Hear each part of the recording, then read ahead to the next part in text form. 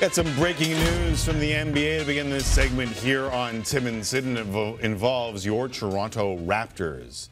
Michael Grange citing sources saying that Kyle Lowry will indeed be announced as an All-Star Game reserve, as we assumed he would. And we're starting to hear a lot of names trickling in as we speak. Yeah, forgive me, Tim. I don't have them all, but a lot of writers are starting to get the scoops. Yeah.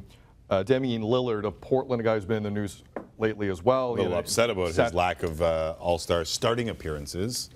We got the Apple guys taking care of today with Tim Cook. He met with Paul Allen recently, so Damian Lillard is going to the All-Star game. Also, Draymond Green and Klay Thompson. Golden State have 4 guys going. Some people were wondering that's the case. Jimmy Butler of the Minnesota Timberwolves will be going to the All-Star game.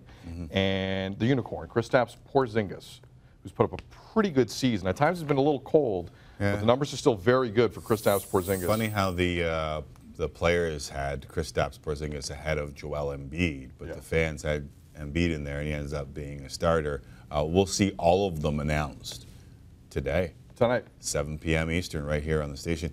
It's funny, throughout the show I've kind of been letting something marinate, something that I've been thinking for a little while. But I may have to mark my words here, Sydney, as I listen to all that is going on in Cleveland and have Brian Windhorst come on and say that in the back of my mind, I've always been thinking, like, we've seen this before from the Cavs, where they have some sort of midseason swoon.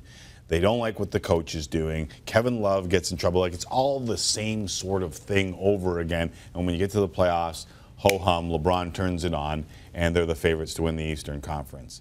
I think the rest of the regular season, though, is really important to the Toronto Raptors as they look at it, because if you think that the Cavs finish second or third, then you don't want them in the second round. Correct. And that's why I believe, Sydney, that you can mark my words. The Toronto Raptors will be the #1 seed in the Eastern Conference.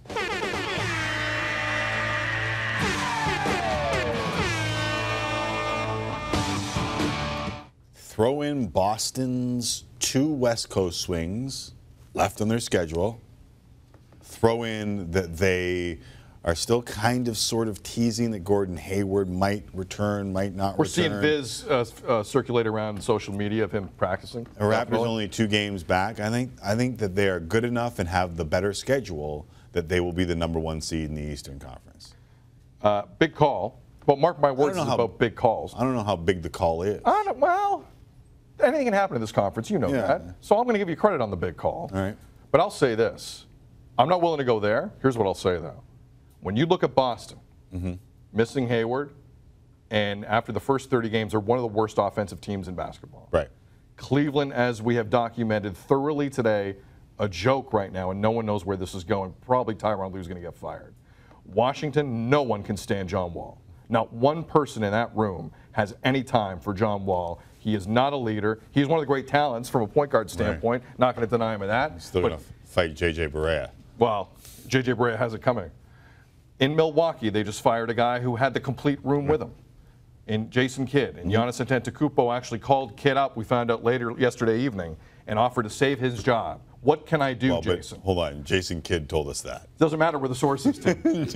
I found that. Did you find that a little weird? No. If Jason Kidd tells me he's beloved, I will believe him. Right. Okay? Okay. Do not besmirch. I'm sorry. I just found that weird. The self-prophesizing Jason Kidd. Giannis is going to save his job. Who said that? Jason Kidd said it. Yes. Did we hear anything from Giannis? No. No, not yet.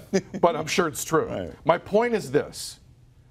The one team that seems to be on terra firma in the Eastern Conference, aside from Serge Ibaka lashout, is the Toronto Raptors.